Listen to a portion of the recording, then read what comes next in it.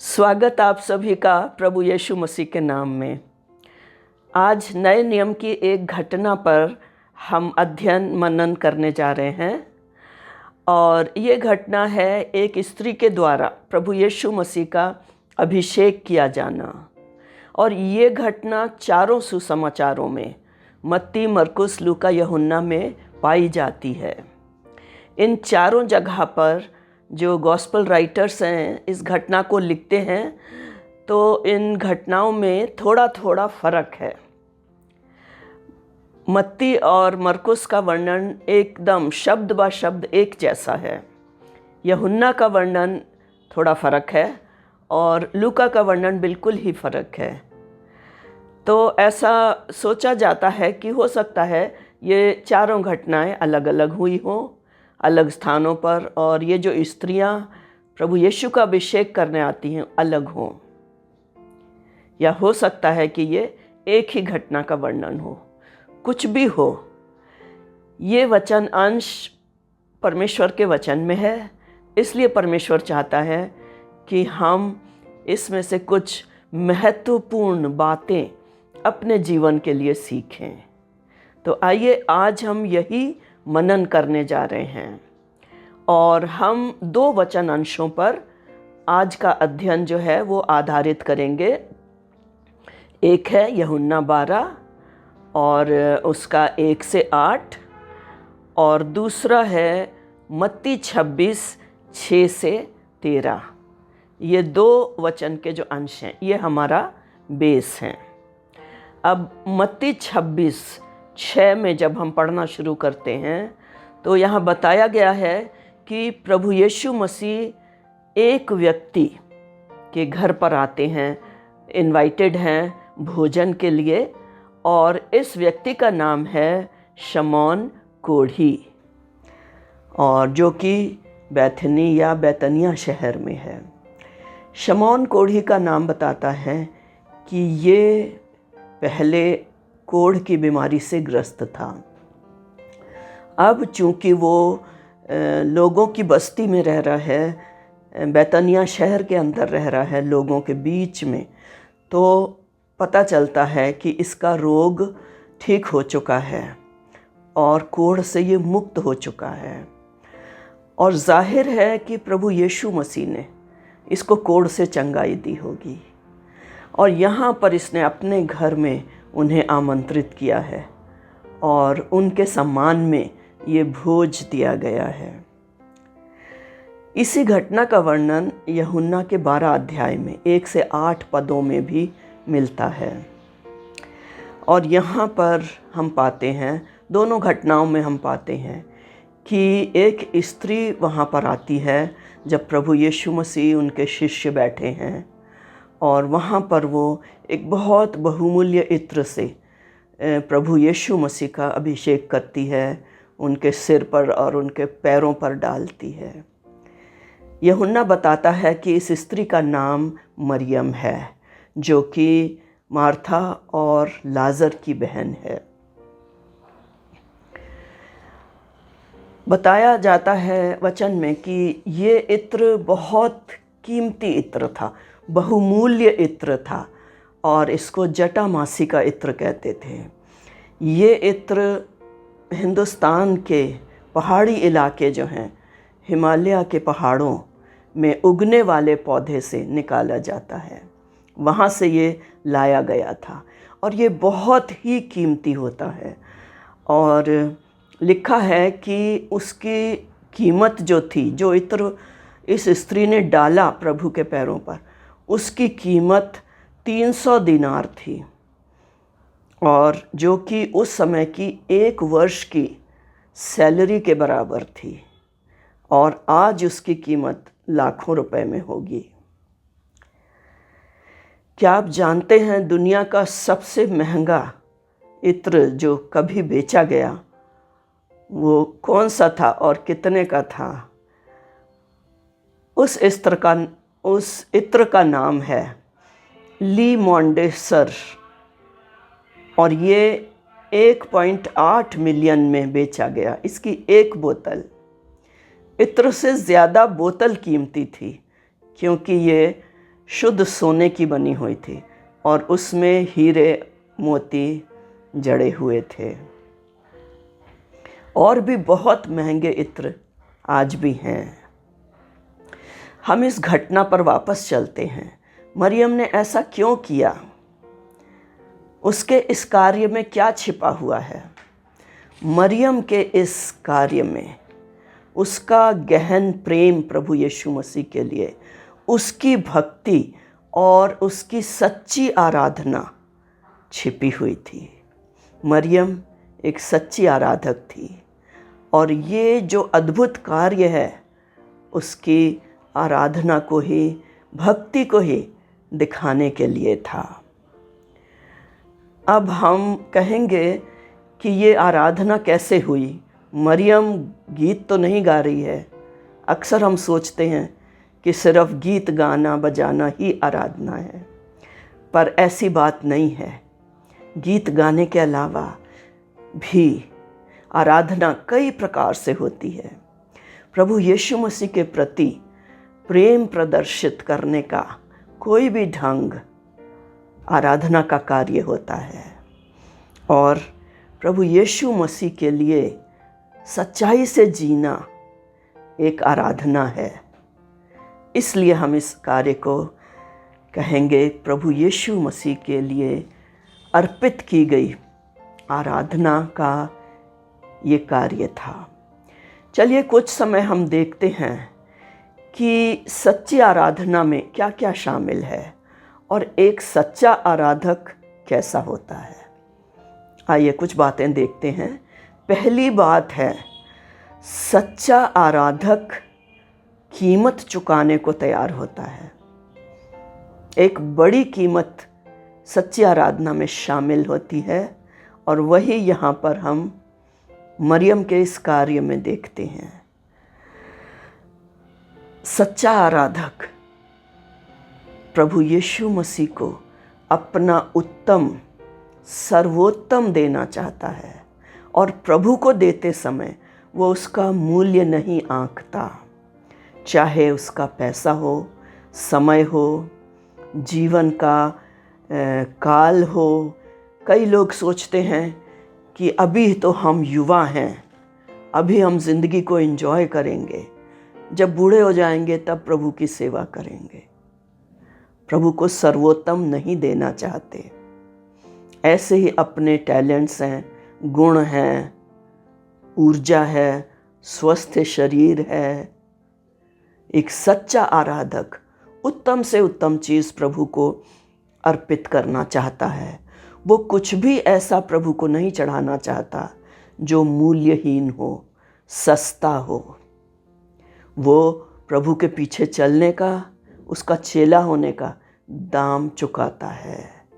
बहुत अच्छा उदाहरण हम पुराने नियम में देखते हैं। दाऊद परमेश्वर यहोवा को बलिदान चढ़ाने के लिए एक स्थान लेकर उस पर वेदी बनाना चाहता था और वो एक जगह को पसंद करता है और वो जो जगह होती है, खेत होता है, वो अरोना नामक व्यक्ति का होता है। और जब उसको पता चलता है, वो दाऊद के सामने नतमस्तक होकर कहता है कि आप मेरे मालिक हैं, स्वामी हैं। उस देश के का दाऊद राजा था।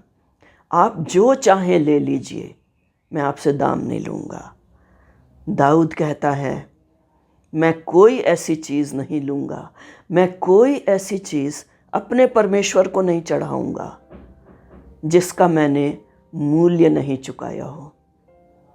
दाऊद सच्चा आराधक था, इसीलिए उसे कहा गया है परमेश्वर के मन के अनुसार व्यक्ति। और दाऊद की ये घटना हमको दूसरा शमूएल 24 अध्याय के 24 पद में मिलती है। प्रियो, हम कैसे आराधक हैं? सच्ची भक्ति में कीमत चुकानी पड़ती है और कईयों ने अपने प्राण गंवाकर भी इस कीमत को चुकाया है। प्रभु के लिए, अपने विश्वास के लिए जो शहीद हुए हैं और प्रभु के चेले भी उसमें शामिल हैं। इवन हर युग में प्रभु के चेलों ने नफरत, सताव, तुच्छ जाना जाना, त्यागा जाना, भेदभाव सहना, सब चीज़ों को फेस किया है और बड़ी कीमत चुकाई है। बहुत लोगों को पैसे का नुकसान उठाना पड़ा। कई लोगों को संपत्ति से बेदखल किया गया क्योंकि वे प्रभु में हैं। नौकरी ना मिलना, घर किराए पर ना मिलना, ये सब बड़ी कीमत है जो सच्चे आराधक चुकाते हैं। मरियम एक सच्ची आराधक थी, उसने बड़ा दाम चुकाया। 1 दीनार 1 दिन की मजदूरी होता है और पूरे साल की मजदूरी 300 दीनार होते हैं। लगभग उसने जो अर्पित किया प्रभु को, लगभग पूरे साल की आमदनी के बराबर था। दूसरी बात हम देखते हैं, एक सच्चा आराधक उदार होता है, जेनरस होता है। अगर हम किसी से प्रेम करते हैं, हम उसको बेस्ट देते हैं। परमेश्वर ने हमसे प्रेम किया, यूहन्ना 3:16, और उसने अपने इकलौते पुत्र को दे दिया। यीशु मसीह ने हमसे प्रेम किया, उसने अपने प्राणों को हमारे लिए न्यौछावर कर दिया। क्या विश्वासी, मसीही विश्वासी देने में उदार हैं? प्रभु के भवन में देना, भेंट देना, दशमांश देना, प्रभु की सेवा के लिए देना, सुसमाचार प्रचार हेतु देना, प्रभु का राज्य बढ़े, सुसमाचार फैले, हर व्यक्ति तक पहुँचे, लोग उद्धार पाएं, इसके लिए देने में क्या हम उदार हैं? एक सर्वे किया गया मसीहियों में देने को लेकर, और ये पाया गया कि 9%, सिर्फ 9% विश्वासी लोग उदार देने वाले हैं, और बाकी जो 91% हैं वो बहुत कम देते हैं। अधिकांश लोग, ये 91% में अधिकांश लोग इसलिए देते हैं कि उन्हें दुगना मिले। कई इसलिए देते हैं कि उनकी ड्यूटी है, कर्तव्य पूरा करना है, क्योंकि बाइबल में लिखा है, इसलिए देते हैं। सच्चे आराधक का मन ज़्यादा से ज़्यादा देना चाहता है। और किसी व्यक्ति ने कहा है, जितनी गहराई से आप परमेश्वर के प्रेम में पड़ेंगे, उतना ही अधिक आप परमेश्वर को देना चाहेंगे। तीसरी बात, सच्ची आराधना एक नम्र और दीन हृदय से निकलती है। मरियम का ये कार्य एक नम्रता और दीनता का कार्य था। यहूदी कल्चर में स्त्रियां पब्लिक में, लोगों के सामने कभी भी अपने बाल खोलती नहीं थी, उसको बुरा माना जाता था और ऐसी स्त्री को बुरे चरित्र वाली स्त्री माना जाता था। पुरुषों को स्पर्श नहीं करती थी। मरियम इत्र प्रभु के पैरों पर डालकर अपने बालों से उनके पैर पोंछती है। उसको अपने मान सम्मान, अपनी नेक नामी, अपनी रेप्यूटेशन, उसका वो नहीं सोच रही थी। लोग मुझे क्या समझेंगे, उसका वो नहीं सोच रही थी। उसने अपने आप को बिल्कुल शून्य कर दिया। सिर्फ वो प्रभु का सोच रही थी, प्रभु की आराधना, प्रभु का सम्मान, प्रभु के लिए वो कैसे प्रेम प्रदर्शित करे। और वो जानती थी कि प्रभु को अपना प्रेम दिखाने का उसका ये अंतिम मौका है, और इसके बाद वो ऐसा नहीं कर सकेगी, क्योंकि प्रभु का क्रूसीकरण नज़दीक था। एक नम्र हृदय वाला ही अपने को इतना दीन कर सकता है। प्रियो, जब हम आराधना के लिए आते हैं, क्या हम नम्र हृदय से दीन करके अपने को आते हैं? क्या हम अपने को शून्य समझ के प्रभु के आगे आते हैं? ये हम अपने आप से पूछें।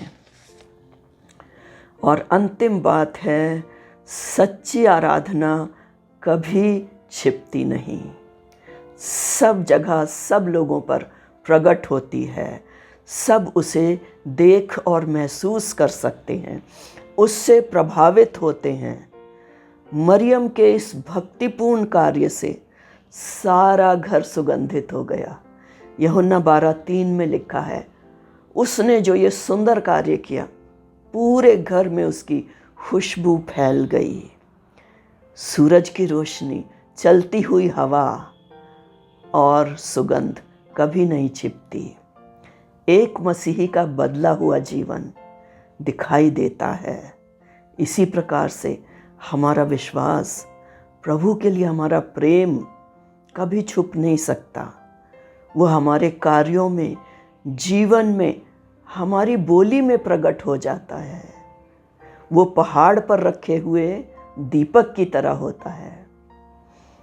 जब हृदय में परिवर्तन आता है, हमारा व्यवहार, विचार, बोली, सब कुछ बदल जाता है और सब उसे देख सकते हैं।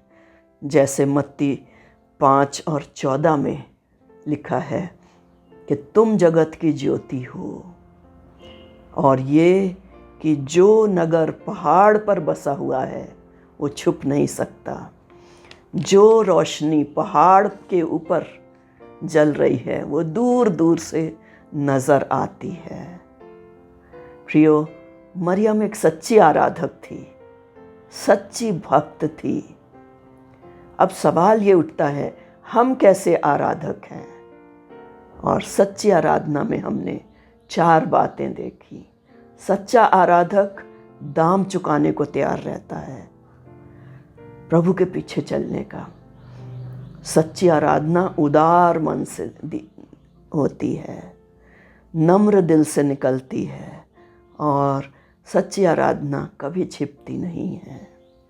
प्रियो, मरियम के इस आराधनापूर्ण कार्य से और उसके इस भक्तिमय हृदय से के साथ हम अपने आप को जांचें, तुलना करें, और क्यों ना हम प्रभु से प्रार्थना करें, मांगें कि प्रभु हम भी सच्चे आराधक बनना चाहते हैं। आमीन।